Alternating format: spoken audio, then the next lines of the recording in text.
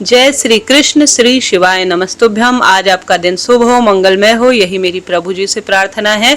आइए आज के पावन पवित्र दिन पर सुनी जाने वाली सभी कथाओं का रसवादन करते हैं। हम सभी इन दिनों पुरुषोत्तम महत्व का श्रवण कर रहे हैं और साथ ही आज जो दिव्य कथाएं इसके साथ सुनी जाती हैं वह भी सुनिएगा, आपको उत्तम जानकारी प्राप्त होगी। सबसे पहले सुनिए आज पुरुषोत्तम स्नान की कथा। पुरुषोत्तम स्नान से क्या फल मिलता है, यह पूरा इस कथा में वर्णन किया गया है। तो आरंभ करते हैं। प्रेम से बोलिए पुरुषोत्तम भगवान की जय। कथा अनुसार एक समय की बात है, एक बुढ़िया माई थी, उनके एक बेटा और बहू थी। वह बड़ी ही बुद्धिमान और धार्मिक प्रवृत्ति की थी। हर तीसरे साल पुरुषोत्तम मास आने पर स्नान, व्रत और दान किया करती थी। एक बार पुरुषोत्तम माह में उनकी बेटी और बहू ने उनसे कहा कि माँ, तुम हर बार पुरुषोत्तम मास में स्नान, ध्यान, दीपदान और प्रभु की विशेष पूजा करती हो, इसका कोई पुण्य प्रताप तो मिलता नहीं है। मेरी शादी को 5 साल हो गए, आज तक न तुम्हारा कोई पोता हुआ, न मेरी कोई अच्छी नौकरी लगी। बूढ़ी अम्मा बोली कि मैं पुरुषोत्तम भगवान से मिलकर ही पूछूंगी, मेरे स्नान दान का पुण्य का कब तक मुझे फल मिलेगा और अब मैं तभी वापस आ पाऊंगी। बुढ़िया अम्मा जय पुरुषोत्तम भगवान, जय पुरुषोत्तम भगवान करती हुई अपने घर चली गई। चलते चलते रास्ते में उन्हें एक कोढ़ी मिला। उसने बूढ़ी अम्मा से पूछा कि तुम कहाँ जा रही हो? तो बूढ़ी अम्मा बोली, भाई, मैंने अपने पूरे जीवन काल में हर तीसरे साल में आने वाले पुरुषोत्तम माह का स्नान, व्रत और दान आदि किया है, लेकिन मेरे बहू बेटा कहते हैं कि उनका कोई भी फल किसी भी स्वरूप में हमें प्राप्त नहीं हुआ है। मैं पुरुषोत्तम भगवान से मिलकर ही यह सब पूछूंगी, मुझे इसका फल कब, कैसे, किस रूप में मिलेगा। तब कोढ़ी ने कहा, बहन, यदि तुम्हें पुरुषोत्तम भगवान मिले तो उनसे मेरे भी दुख का निवारण पूछ लेना। जब मैं 15 साल का तब मुझे कोढ़ हो गया था, यह मुझे किस बात की सजा मिली? बुढ़िया माई बोली, जरूर पूछ लूंगी। यह कहकर जय पुरुषोत्तम भगवान, जय पुरुषोत्तम भगवान कहती हुई वह आगे चल पड़ी। आगे चलकर रास्ते में उसे एक कुम्हार पति पत्नी मिले। उन्होंने पूछा कि आप कहाँ जा रही हो बुढ़िया माई? तो उसने सारी बात बुढ़िया माई को बता दी। फिर वह आगे बढ़ी। तब वह बोले कि बुढ़िया माई, क्या तुम हमारे दुख का निवारण भी पुरुषोत्तम भगवान से पूछोगी? हमारी आय का एकमात्र साधन यह मटके बनाना ही है। पिछले 4-5 वर्षों से हमारे चाक पर टूटे फूटे मटके बन रहे हैं, कुछ बच जाते हैं तो कुछ समय पर टूट जाते हैं। ऐसा क्यों हो रहा है, यह तुम जरूर पूछना बूढ़ी अम्मा। बूढ़ी अम्मा बोली, मैं जरूर पूछूंगी। ऐसा कहकर वह जय पुरुषोत्तम भगवान, जय पुरुषोत्तम भगवान कहते हुए आगे बढ़ गई। रास्ते में उसे एक सांप मिला और बोला, बुढ़िया, मैं तुझे डसूंगा। बुढ़िया बोली, तुझे मुझे डसना है तो जरूर डस लेना, लेकिन अभी मैं पुरुषोत्तम भगवान से मिलने जा रही हूँ। उनसे मिलकर जब वापस आऊंगी तब तुम मुझे डस लेना। वह सांप बोला, माई, अगर तुम्हें पुरुषोत्तम भगवान मिले तो तुम भी दुख का निवारण पूछ लेना कि मेरी नागिन हर साल अंडे देती है, लेकिन एक भी सपोला जिंदा नहीं रहता। बुढ़िया बोली कि मैं जरूर पूछ लूंगी। जय पुरुषोत्तम भगवान, जय पुरुषोत्तम भगवान बोलते हुए बुढ़िया माई आगे निकल गई। उसे पेड़ के नीचे एक साधु महात्मा बैठे हुए मिले। उन्होंने पूछा कि बुढ़िया माई कहाँ गई जा रही हो, कहाँ किस स्वरूप में गई हो? तब बुढ़िया माई उन्हें अपने बेटे बहू द्वारा बताई गई सारी बात बतला दी। तब साधु महात्मा बोले, बुढ़िया माई, क्या भगवान ऐसे मिल जाते हैं और मिलेंगे तो उन्हें कैसे पहचानोगी? तो बुढ़िया बोली, मैं उन्हें पहचान लूंगी। ऐसा कहकर बुढ़िया माई ने उन साधु महात्मा को प्रणाम किया और बोली, जय पुरुषोत्तम भगवान, जय पुरुषोत्तम भगवान। तब पुरुषोत्तम भगवान ने उसे दर्शन दिए और बोली, तुम्हें क्या चाहिए? तब वह बुढ़िया माई बोली कि मुझे आपके दर्शन होते ही सब कुछ स्वयं ही प्राप्त हो गया, मुझे और कुछ भी नहीं चाहिए। पुरुषोत्तम भगवान बोले, जा बुढ़िया, तेरा कल्याण होगा। तब बुढ़िया माई ने रास्ते में मिले एक एक दुखिया के दुख का कारण पूछना शुरू किया। सबसे पहले बुढ़िया ने बूढ़े के लिए पूछा तो भगवान बोले कि बुढ़िया माई, वह पिछले जन्म में कर्मों का फल अब भोग रहा है। पिछले जन्म में वह एक राजा था और वह अपने राज्य के लोगों को बिना अपराध के दंड दिया करता था। उसे उन सब की हाय लगी है। तुम मेरे चरण की धूल ले जाओ और उस कोड़ पर लगा देना, वह ठीक हो जाएगा। तब बुढ़िया माई ने कुम्हार के दुख का निवारण पूछा तो भगवान पुरुषोत्तम बोले, एक बार कुश कुमार पति पत्नी के पास एक गरीब माता पिता अपनी लड़की के विवाह के कलश के लिए लेने के लिए आए थे। ऐसा न होने के कारण उन्होंने पैसा न होने के कारण हो सकता है यहाँ पर उन्हें कलश नहीं दिया। इस कुश कुमार पति पत्नी ने उस गरीब महात्मा माता पिता की हाय ले ली। अगर कुम्हार अपनी साफ मटकी किसी प्याऊ इत्यादि पर दान कर दे तो उसके दुख का समाधान हो जाएगा। तब बुढ़िया माई ने नाग नागिन के दुखों का कारण पूछा तो पुरुषोत्तम भगवान बोले कि नागिन ने एक बार गर्भवती स्त्री को डस लिया था, जिससे वह गर्भवती स्त्री अपने गर्भ में पल रहे बच्चे के साथ ही मर गई। उन्हें उस गर्भवती स्त्री की तब से हाय लगी, अगर वह नागिन अपने अमृत मणि किसी गरीब को दे दे तो उसका बच्चा हो जाएगा। यह सुनकर बुढ़िया माई ने भगवान पुरुषोत्तम को प्रणाम किया और तब पुरुषोत्तम भगवान अंतर ध्यान हो गए। अब बुढ़िया माई ने भगवान के चरणों की धूल ली, अपनी साड़ी के पल्लू में बांध ली और सबसे पहले वह सांप से मिले। बुढ़िया माई को देखते ही सांप बोला कि क्या हुआ माई, भगवान के दर्शन हुए? बुढ़िया माई बोली, हाँ मुझे दर्शन हो गए। सांप ने पूछा, तुमने हमारे दुखों का कारण पूछा? तो बुढ़िया माई ने सारी बात बताई। तो वह बोला कि माई, मैं कोई गरीब व्यक्ति कहाँ से लाऊं? डर के मारे कोई मेरे पास नहीं आता, यह अमृतमणि तुम ही ले जाओ। सांप ने यह अमृतवड़ी बुढ़िया को दे दी। अमृतवड़ी लेकर बुढ़िया माई अपने घर की ओर चल गई। रास्ते में उसे कुम्हार पतित मिला। उन्होंने पूछा कि तुमने भगवान के दर्शन किए क्या? तुमने हमारे दुखों का कारण पूछा? तो बुढ़िया माई ने कहा, मुझे भगवान के दर्शन हुए हैं और मैंने तुम्हारे दुखों का निवारण भी पूछ लिया। और उन्होंने सारी बात उन दोनों को बता दी। वह बोले कि आज ही हम मटके और प्याऊ का पूर्ण रूप से दान करने का प्रयत्न करेंगे। और अब आगे चली तो उसे कोड़ी मिला। कोड़ी ने बूढ़ी माई से पूछा, क्या हुआ बहन, भगवान मिले क्या? तो बुढ़िया अम्मा बोली कि हाँ, मुझे भगवान के दर्शन हुए और मैंने तुम्हारे दुख का निवारण पूछ लिया। बुढ़िया माई ने कहा, कोड़ी को सारी बात बता दी और कहा, पूर्व जन्म में कर्मों के कारण तुम यह फल भोग रहे हो। बुढ़िया माई ने भगवान के चरणों की धूल कोड़ी के शरीर पर लगाई तो कोड़ बिल्कुल ठीक हो गया। कोड़ी ने बूढ़ी माई को खूब धन दौलत दी। तब बुढ़िया माई खूब सारी धन दौलत और अमृत मणि लेकर अपने घर पहुंच गई। उसने देखा वहां पर एक सुंदर मकान महल में बदल गया है। घर में अन्न धन के भंडार भर गए हैं और बहू माँ बनने को तैयार है और बहुत सुंदर बेटी का उसने जन्म जो है अभी गर्भवती हुई है और किसी न किसी स्वरूप में प्रभु जी की कृपा से पुत्र ही होगा, ऐसे मन में उसे ध्यान था। और बेटे ने कहा, माँ मुझे अच्छी नौकरी मिल गई है। पुरुषोत्तम भगवान की धूल को उसकी बहू ने अपने माथे पर लगाया और उसकी बहू को पुत्र की प्राप्ति हुई। प्रेम से बोलिए पुरुषोत्तम भगवान की जय। सभी ने पुरुषोत्तम भगवान के खूब जयकारे लगाए। भगवान जिस प्रकार आपने बूढ़ी माई का उद्धार किया, उसके दुखों को दूर करके और उन्हें एक सुखी जीवन प्रदान किया, उसी प्रकार के इस कथा को जो भी कहे, सुने और सुनाए, हुंकारा भरे, उनके जीवन में सब मनोकामना पूर्ण करना। यह थी पुरुषोत्तम माह के श्रेष्ठ हर स्वरूप में रोज सुनी जाने वाली कथा। आशा है, उम्मीद है आपके लिए रुचिकर श्रेष्ठ रही होगी। अब आइए पुरुषोत्तम माह आज का अध्याय हम सुन लेते हैं।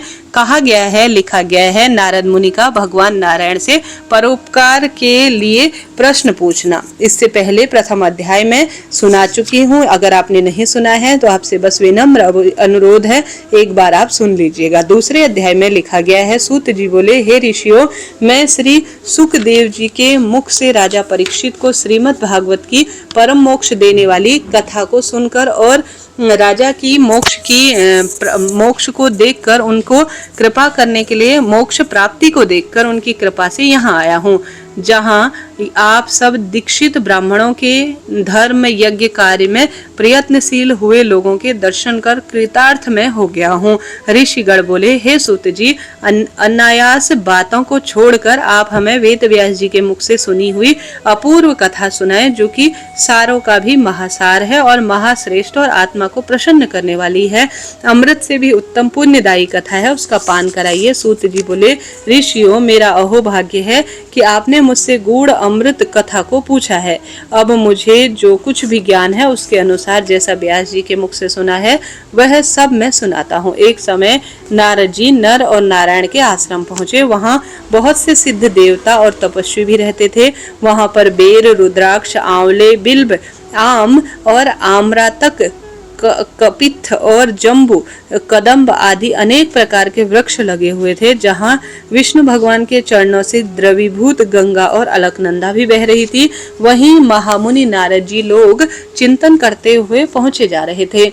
पर ब्रह्म के मन लगाए हुए जितेंद्रीय नारद जी के संपूर्ण शरीर से प्रभा छिटक रही थी। तब नारद जी के तपस्वी नारायण को साष्टांग प्रणाम कर स्तुति करते हुए कहा, हे देवराज, संसार के स्वामी, दया सिंधु, आप सत्यवती हो, त्रिसत्य हो, संसार सत्य के सार रूप हो और सत्य से उत्पन्न हो। हे सत्यों ने, आपको नमस्कार है। मैं आपकी शरण में आया हूँ। आपका यह तप संसार को शिक्षा देने वाला और मर्यादा को रखने वाला है। यदि आप तपस्या न करें तो पुण्य आत्मा और पापियों से व्याप्त यह पृथ्वी कलयुग में जैसे एक व्यक्ति के पाप करने से रसातल को चली जाएगी, वैसे एक व्यक्ति के पुण्य करने से यह संपूर्ण रूप से तर भी जाती है।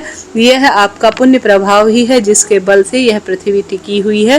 पहले सतयुग आदि में जैसे एक व्यक्ति पापाचरण करता था तो सभी व्यक्ति पापी हो जाते थे, परंतु कलयुग में केवल कर्ता ही पुण्य और पाप का भागी होता है।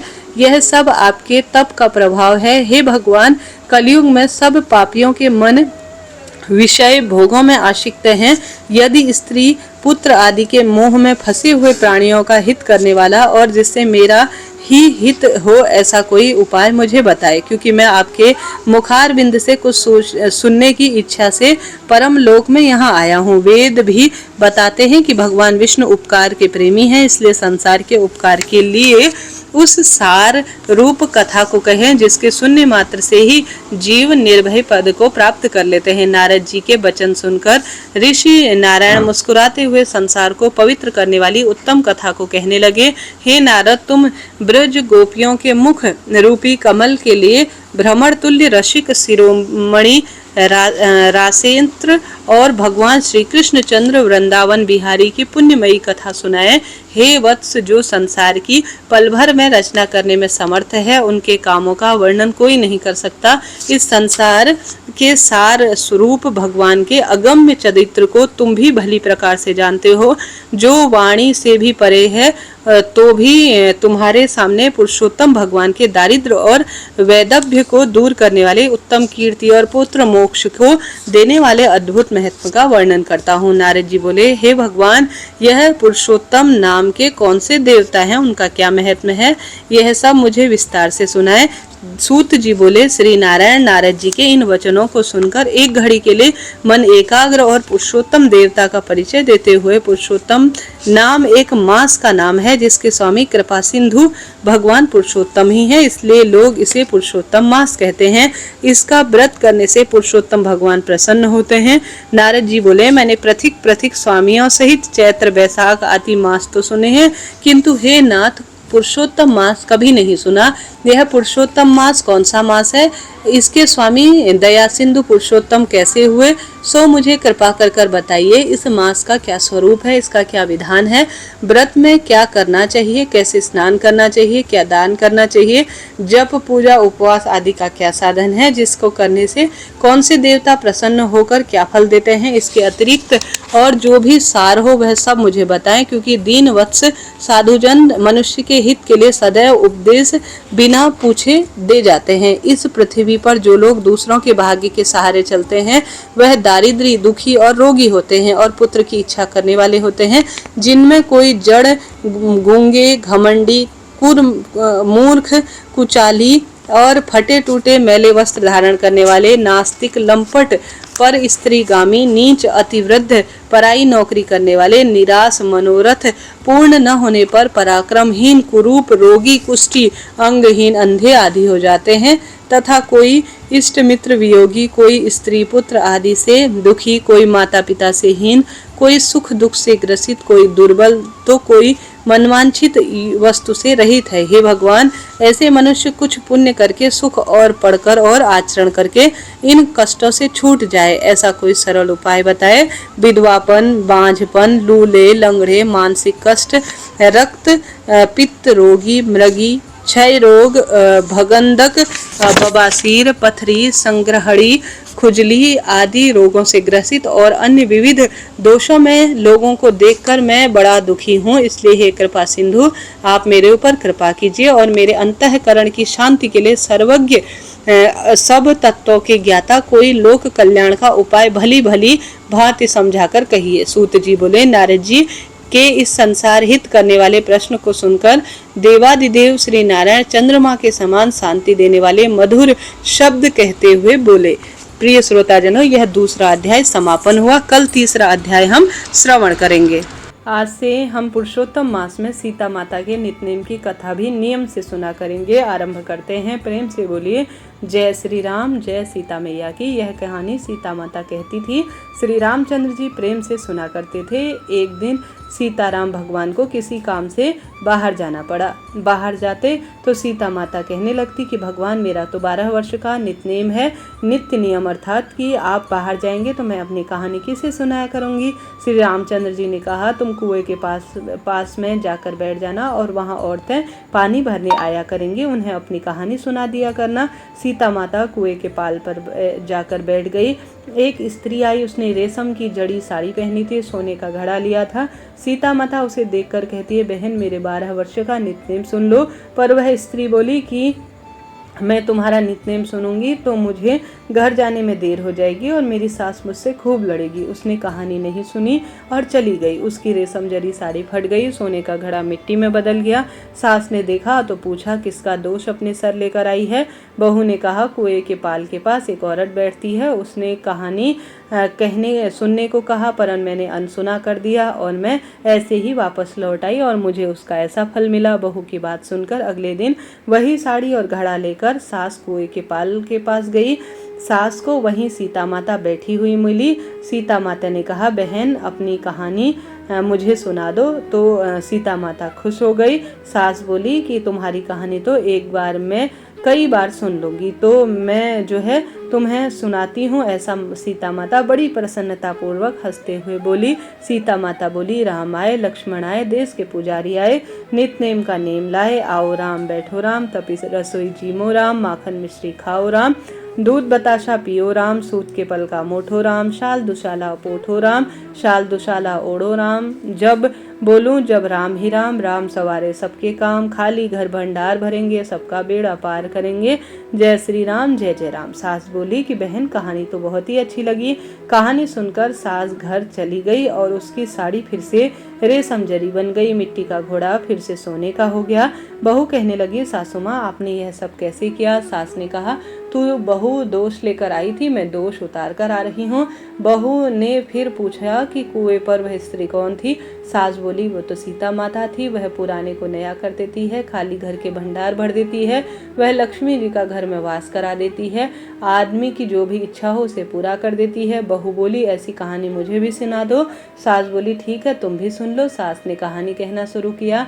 राम आए, लक्ष्मण आए, देश के पुजारी आए, नित्यनेम का नेम लाए। आओ राम बैठो राम, तपी रसोई जीमो राम, माखन मिश्री खाओ राम, दूध बताशा पियो राम, सूत के पल का मोठो राम, शाल दुशाला पोठो राम, शाल दुशाला ओढ़ो राम। जब बोलूं जब राम ही राम, राम सवारे सबके काम, खाली घर भंडार भरेंगे, सबका बेड़ा पार करेंगे। जय श्री राम, जय श्री राम, जय जय राम। कहानी सुनकर बहू बोली कि कहानी तो बहुत अच्छी है। सास ने कहा कि ठीक है हर रोज हम कहानी सुना करेंगे। अब सास बहू रोज सुबह उठती, नहाती धोती, पूजा करने के बाद नित्य नियम से सीता माता की कहानी सुनती। एक दिन उनके यहाँ एक पड़ोस की औरत आई और बोली बहन जरा सी आँच देना। तो वह बोली आँच तो अभी हमने जलाई ही नहीं है। पड़ोसन ने कहा अरे कैसी बात हो गई, सुबह 4 बजे उठकर क्या कर रही थी तुम लोग। उन्होंने कहा सुबह उठकर हम पूजा करते हैं, फिर सीता माता के नित्यनेम की कहानी कहते हैं। पड़ोसन ने उनकी बात सुनकर फिर सीता माता की कहानी कहने से तुम्हारे को क्या मिला ऐसा बोला। वह बोली इसकी कहानी सुनने से घर में भंडार भर जाते हैं, सारे काम सिद्ध हो जाते हैं, मन की इच्छा पूरी हो जाती है। पड़ोसन कहती है बहन ऐसी कहानी तो मुझे भी सुना दो। वह बोली ठीक है तुम भी यह कहानी सुन लो। राम आए, लक्ष्मण आए, देश के पुजारी आए, नित्यनेम का नेम लाए। आओ राम बैठो राम। सारी कहानी सुनने के बाद पड़ोसन कहने लगी बहन कहानी तो बहुत अच्छी लगी। अब वह पड़ोसन भी नित्य नियम से सीता माता की कहानी कहने लगी। कहानी कहने से सीता माता ने पड़ोसन के भी भंडार भर दिए। अब तो पूरे मोहल्ले में सीता माता के नित्यनेम की कथा चल पड़ी। हर किसी को ये मनोकामना तुरंत पूर्ण होने लगी। हे सीता माता जैसे आपने उनके घर के भंडार भरे वैसे ही हमारे घर के भंडार भरना, पुत्र पौत्र का वरदान देना और सौभाग्य सभी का बनाए रखना। कहानी सुनने वालों के और कहानी कहने वालों के भी जीवन में कोई भी परेशानी ना आए, बस यही प्रार्थना है। प्रिय श्रोताजनों इस तरह से यह कथा थी। प्रेम से बोलिए सीता माता की जय, श्री रामचंद्र भगवान की जय। तुलसी माता की कथा। तुलसी माता कथा अनुसार एक बुढ़िया माई थी। नित्य नियम से पूजा पाठ ध्यान भक्ति में और श्री नारायण की पूजा में अपना समय व्यतीत करती थी और साथ ही तुलसी माता का बिरवा रोज सींचा करती थी और प्रार्थना करती थी, हे तुलसी माता सत की दाता, मैं तेरा बिरवा सींचती हूँ, मुझे बहू दे, पीताम्बर की धोती दे, मीठा मीठा घास दे, बैकुंठ का वास दे, चटक की चाल दे, पटक की मौत दे, चंदन का काठ दे, रानी सा साज दे, दाल भात का भोजन दे, ग्यारस की मौत दे, कृष्ण जी का कांधा दे। तब तुलसी माता यह सुनकर सूखने लगी। भगवान ने पूछा, हे तुलसी, तुम रोज सूखे क्यों जा रही हो? तुलसी माता ने कहा, एक रोज बुढ़िया आती है और रोज यही बात कह के जाती है, सारी बात तो उसकी पूरी कर दूं, लेकिन कृष्ण जी का कांधा कहाँ से लाऊं? तो भगवान बोले, जब वह मरेगी तो मैं कांधा देने अपने आप आ जाऊंगा, तो बुढ़िया माई से कह देना। बाद में जब बुढ़िया माई मर गई, सब लोग आ गए। जब बुढ़िया माई को ले जाने लगे, किसी से नहीं उठी। तब भगवान एक 12 वर्ष के बालक का रूप धारण कर आए। बालक ने कान में चुपचाप से कहा और वह बोले, हे बुढ़िया माई, मन के निकाल ले, पीताम्बर की धोती ले ले, मीठा मीठा घास ले ले, बैकुंठ का वास ले ले, चटक की चाल ले ले, पटक की मौत ले ले, कृष्ण जी का कांधा ले ले। यह सुनकर बुढ़िया माई हल्की हो गई। भगवान ने कांधा दिया और बुढ़िया माई को मुक्ति मिल गई। हे तुलसी मैया, जैसे बुढ़िया माई को तुमने मुक्ति दी, वैसे सभी को मुक्ति देना। प्रेम से बोलिए तुलसी मात की जय। प्रेम से बोलिए शिव शंभु भोलेनाथ की जय। प्राचीन काल की बात है, एक गांव में एक साहूकार रहता था। साहूकार बहुत अमीर था, उसके घर में बहुत धन दौलत थी, लेकिन उसकी कोई संतान नहीं थी। साहूकार इस बात को लेकर हमेशा चिंतित रहता था। वह साहूकार भगवान शिव का परम भक्त था और भगवान शिव को प्रसन्न करने के लिए हर सोमवार के व्रत करता। व्रत के दौरान भगवान शिव और माता पार्वती की पूजा भी करता। शाम को शिवलिंग पर दीपक जलाता। साहूकार की पूजा अर्चना देखकर माता पार्वती प्रसन्न हो गई और उन्होंने भगवान शंकर से कहा, प्रभु, यह साहूकार आपका परम भक्त है, हर सोमवार को विधि विधान से आपकी पूजा करता है, व्रत भी करता है। मुझे ऐसा लगता है कि आपको उसकी मनोकामना पूरी करनी चाहिए। जब भगवान शिव ने माता पार्वती की यह बात सुनी तो वह कहने लगे, हे गौरा, यह संसार कर्म क्षेत्र है। जैसा किसान अपने खेत में बीज बोता है, वैसा ही फल कुछ समय बाद उसे मिल जाता है। इसी तरह शंकर जी ने हर व्यक्ति को कहा कि अपना अपना कर्म वह भोगता ही है। भगवान शिव ने कहा, गौरी, इसके कर्म अनुसार इसके भाग्य में संतान सुख नहीं है। लेकिन पार्वती जी ने भोले भंडारी से दोबारा आग्रह किया और कहने लगे, हे नाथ, आप जो चाहे कर सकते हैं, बिल्कुल वह सत्य होता है, लेकिन फिर भी मेरी ऐसी कामना है कि आपको अपने भक्त के मनोरथ सिद्ध करना चाहिए। यह आपका परम भक्त है, अगर आप अपने भक्तों की इच्छा पूर्ण करें नहीं तो भला कौन आपकी पूजा भक्ति और आराधना करेगा? माता पार्वती के इतना आग्रह करने पर भगवान शिव ने कहा, यह साहूकार बहुत अधिक पुत्रवान बन सकता है, धनवान भी बन सकता है, हर स्वरूप में कार्य सिद्ध हो सकते हैं, परंतु संतान का सुख इसके जीवन में नहीं है। कोई पुत्र इसके नहीं हो सकता है, इसलिए यह सदैव ही चिंतित रहता है। इसके भाग्य में संतान योग लिखा ही नहीं है। तुम्हारे कहने पर मैं इसे पुत्र प्राप्ति का वरदान दे दूं, लेकिन इसका पुत्र केवल और केवल 12 वर्ष तक ही जीवित रहेगा। फिर भगवान शिव ने रात्रि में साहूकार को स्वप्न में दर्शन दिए और कहा कि उसे जल्द ही पुत्र की प्राप्ति होगी, लेकिन उसका पुत्र दीर्घायु नहीं होगा, बल्कि 12 वर्ष की आयु में ही उसकी मृत्यु हो जाएगी। इस बात को सुनकर साहूकार प्रसन्न भी हुआ और खूब दुखी भी हुआ, लेकिन साहूकार ने अपनी पूजा आराधना व्रत करना नहीं छोड़ा। वह पहले की तरह ही विधि विधान से पूजा आराधना और व्रत करता। कुछ दिनों बाद साहूकार की पत्नी पूर्ण रूप से गर्भवती हो गई। कुछ समय बाद उसने एक सुंदर बालक को जन्म दिया। बालक के जन्म से साहूकार के घर में हर्ष उल्लास का माहौल हुआ, लेकिन साहूकार ज्यादा खुश नहीं हुआ, क्योंकि उसे पता था कि उसके बालक का जीवन केवल और केवल 12 वर्ष है। लेकिन उसने यह बात किसी को भी नहीं बताई। जब वह पुत्र थोड़ा बड़ा हो गया, साहूकार की पत्नी कहने लगी कि हमें इसका अब विवाह कर देना चाहिए, लेकिन साहूकार ने मना कर दिया और उसने मामा को बुलाया और थोड़ा धन देकर बालक से कहा कि काशी जी पढ़ने के लिए तुम जाओ, और साथ ही इसके शिक्षा का प्रबंध भी पूर्ण कर दिया। काशी जाते समय रास्ते में यज्ञ करते, ब्राह्मण भोज कराते हुए दोनों मामा भांजे निकल गए। काशी जी जाते समय ब्राह्मण को भोज इत्यादि यज्ञ इत्यादि कराते और खूब मंत्र जाप से पूजा करते। किसी नगर से गुजर ही रहे थे। उस नगर का राजा अपनी पुत्री का विवाह एक ऐसे राजकुमार से करवा रहा था जो कि आंख से काना था, यानी उसे एक आंख से दिखाई नहीं देता था, और दूल्हे के पिता को इस बात की चिंता थी कि अगर राजा को इस बात का पता चल गया कि दूल्हा कान्हा है तो राजकुमारी के विवाह के लिए मना कर देगा। इसलिए उसने जब साहूकार के अति सुंदर पुत्र को देखा तो सोचने लगा क्यों ना मैं पुत्र के कार्य और तोरण इत्यादि के वक्त इस बालक को बैठा दूं। दुल्हन के पक्ष वालों को पता ही नहीं चलेगा। दूल्हे के पिता ने साहूकार के पुत्र को इस बात के लिए राजी किया। तब साहूकार ने दूल्हे के कपड़े पहने, घोड़ी पर चढ़कर तोरण की रस्म को पूर्ण किया।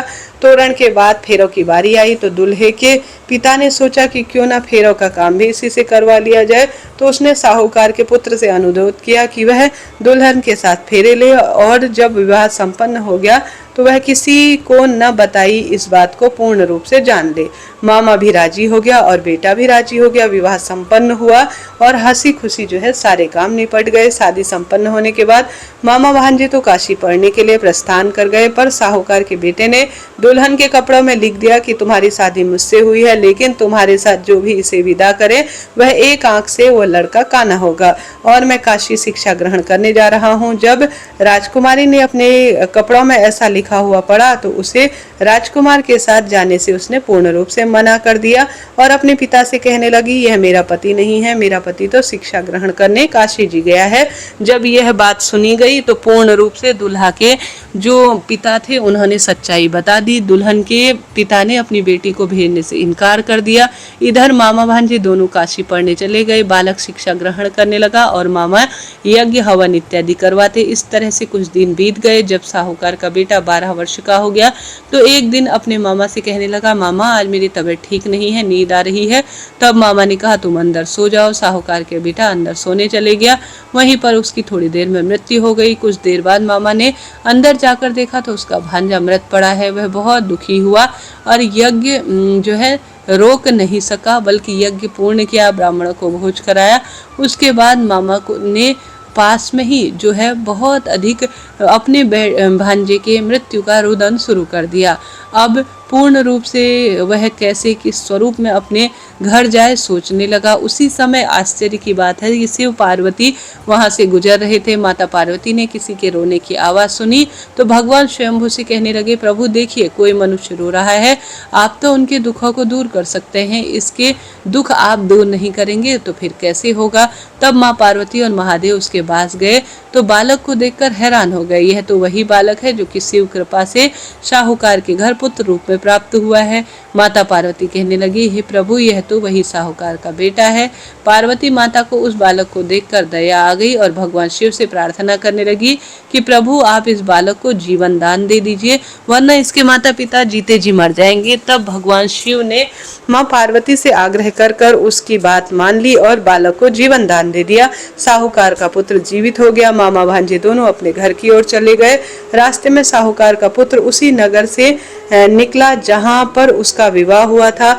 दुल्हन के पिता उस बालक को पहचान लिए, मामा भांजे को लेकर अपने महल में आ गए।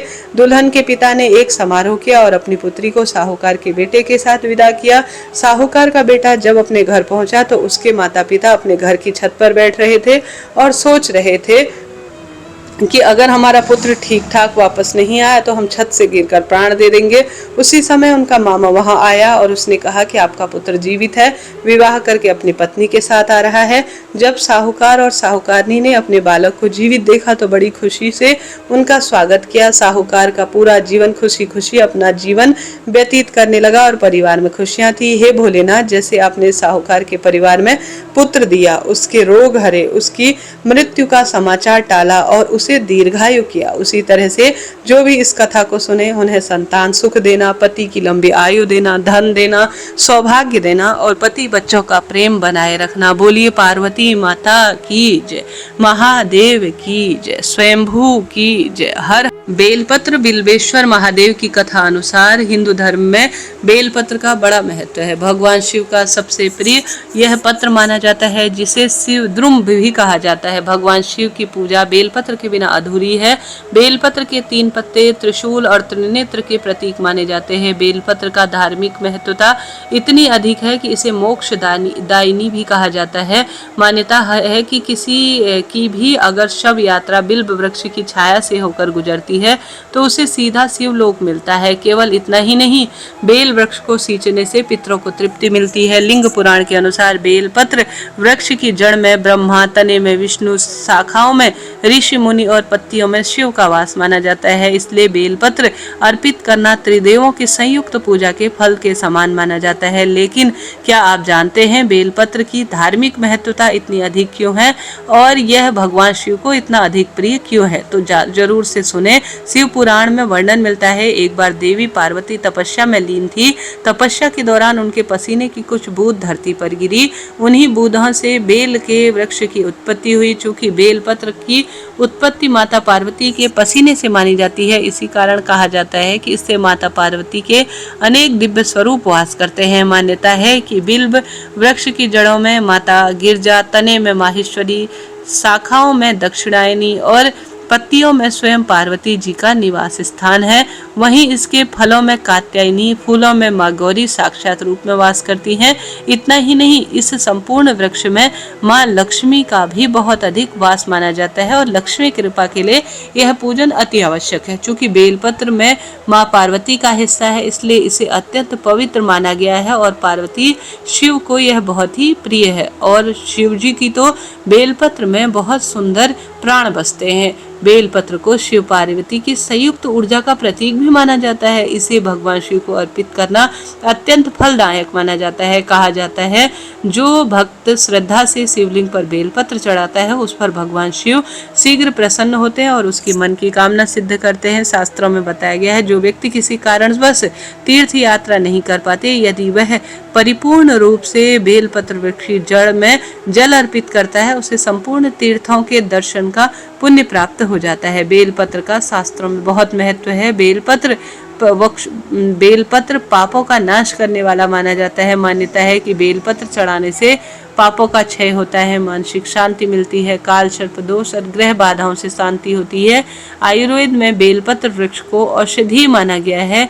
बेलपत्र का फल पाचन तंत्र को भी मजबूत करता है और हारी बीमारी को भी दूर करने वाला होता है। कभी भी बेलपत्र अष्टमी, सोमवार के दिन, प्रदोष, मासिक शिवरात्रि, अमावस्या और पूर्णिमा के दिन न तोड़े तो बहुत ही उत्तम होता है। बेलपत्र कई बार प्रयोग में लिया जाता है। एक बार शिवलिंग पर चढ़ाया गया बेलपत्र कई बार धोकर आप काम में ले सकते हैं। शिवलिंग पर चढ़ाई गई बेलपत्र प्रसाद स्वरूप ग्रहण करने से रोग, दोष, कष्ट, संकट और संतान संबंधी परेशानियों से मुक्ति पाने में सहायक है।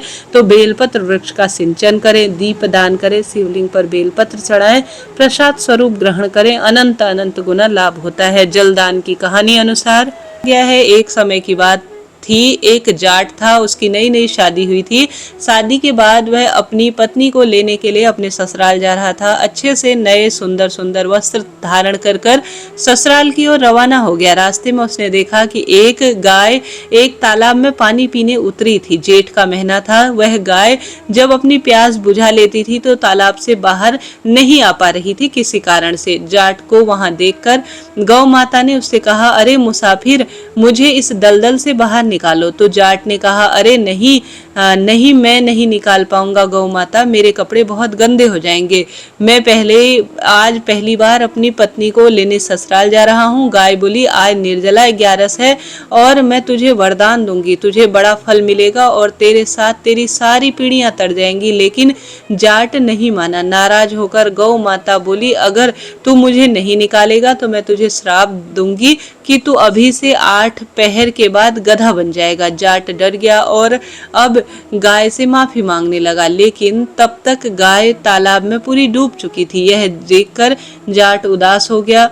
गाय और उदास मन से ही ससुराल पहुंचा और साथ के साथ ससुराल में सभी लोग बहुत खुश हुए। लेकिन जाते ही उसने जिद पकड़ ली कि मेरी पत्नी को अभी विदा करो, हमें अभी जाना है, हमें अभी जाना है। सभी ने मिलकर कहा, जमाई जी एक दिन तो कम से कम रुक जाओ, लेकिन वह नहीं माना। तब उसकी पत्नी बोली, यह सब कह रहे हैं तो आप रुक क्यों नहीं जाते? तब जाट ने उसे श्राप की सारी बात बताई। तब उसकी पत्नी तुरंत उसके साथ वापस घर की ओर चल दी। 8 पहर के के बाद जाट गधा बन गया और उसकी पत्नी उसे घर में लेकर बैठी रही। इस तरह कई दिन बीत गए। जब घर में कुछ भी खाने को नहीं बचा तो वह अपनी पत्नी से बोला, मुझे लेकर मजदूरी करने चलो। तब वह दोनों नगर के राजा के यहाँ मजदूरी करने पहुंचे। राजा के यहाँ खुदाई का काम चल रहा था। वहां पर उसकी पत्नी रोजाना अपने सर पर मिट्टी को रखकर मिट्टी फेंकने जाती थी। सभी मजदूर उसे देखकर बोले, अरे बहन, जब तेरे पास गधा है तो इस बोझ को क्यों रखती है?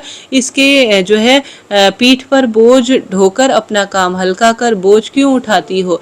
वह कुछ नहीं बोली। दूर से ही राजा भी यह सब देख रहा था। एक दिन राजा ने उससे पूछा, तुम्हारे पास गधा है तो तुम क्यों बोझ ढो रहे हो? तब वह बोली, महाराज, यह गधा नहीं है, यह मेरे पति हैं, इन्हें गाय का श्राप लगा है। उसने राजा को सारी बात बता दी। तब राजा ने पंडित को बुलाकर उसके हाल जो समाचार थे उसके समाधान के लिए पूछा। तो पंडित जी ने बताया कि राजा जी, इसका तो एक ही हल है कि जिस व्यक्ति ने अपने जीवन में 101 ग्यारस करी हो उसका फल इस गधे को दे दे तो यह मानव बन जाएगा। राजा ने पूरी नगरी में ऐलान कर दिया कि किसी ने भी 111 करी है तो वह अपनी एकादशी का फल इसे दे देता है तो राजा उसे अपना आधा राज्य दे देंगे। लेकिन पूरी नगरी में ऐसा कोई नहीं था जिसने 101 ग्यारस की हो। किसी ने 1 की थी, किसी ने 11 की थी, किसी ने 21 ग्यारस की थी। तब एक बुढ़िया माई आई और बोली, राजा जी, मैंने 101 एकादशी व्रत किया है। तो राजा बोला कि तुम अपनी 11 इस गधे को दे दो, मैं तुम्हें मुंह मांगा इनाम दूंगा। तो बुढ़िया बोली, महाराज, मैं धन लेकर क्या करूंगी? मैं आज हूँ कल नहीं, मैं इसे 100 ग्यारस दे देती हूँ, लेकिन एक निर्जला एकादशी को अपने पास रखूंगी। इस निर्जला एकादशी के फल से मुझे मोक्ष की प्राप्ति होगी, मुझे श्री हरि विष्णु भगवान की प्राप्ति होगी। ऐसा कहकर बुढ़िया ने अपनी 100 ग्यारस का फल उस गधे को दे दिया और वह वापस से सुंदर इंसान रूप में बदल गया। उसका पूरा शरीर इंसान का हो गया। लेकिन इस ग्यारस की कमी से गधे की पूंछ उसके शरीर से नहीं हटी। तो पंडित जी ने कहा कि अब वह एकादशी का व्रत खुद कर लेगा तो उसके शरीर से यह गधे की पूंछ हट जाएगी। उसने सर्वश्रेष्ठ निर्जला एकादशी का व्रत किया तो उसके शरीर से गधे की पूंछ भी हट गई। लेकिन उस दिन से वह जाट हमेशा अफसोस करता रहा कि मैं तो श्राप से मुक्त हो गया, लेकिन उस दिन मैंने उस गाय की जान अगर बचाई होती और सर्वश्रेष्ठ रूप में गौ सेवा की होती, गौ माता को जेठ के पावन पवित्र महीने में जल पिलाया होता तो मेरे पूर्वजों का उद्धार हो जाता और यह दोष हमें बिल्कुल नहीं लगता। तो प्रिय श्रोताजनों, इस कथा से हमें यह जानकारी मिलती है कि जेठ महीने की दोनों एकादशी का श्रेष्ठ हमें व्रत करना चाहिए और गौ सेवा करने के साथ साथ गौ माता को जल पिलाना इस महीने सर्वश्रेष्ठ कार्य और सब दोषों से मुक्ति देने वाला होता है। हे गौ माता, हे ग्यारस माता, हे महादेव, आज के दिन जो भी इस कथा को सुने उनके जीवन में पुत्र, विवाह, नौकरी, रोग, कर्ज इत्यादि की परेशानी को दूर करना और उनका सौभाग्य बनाए रखना। प्रेम से बोलिए हर हर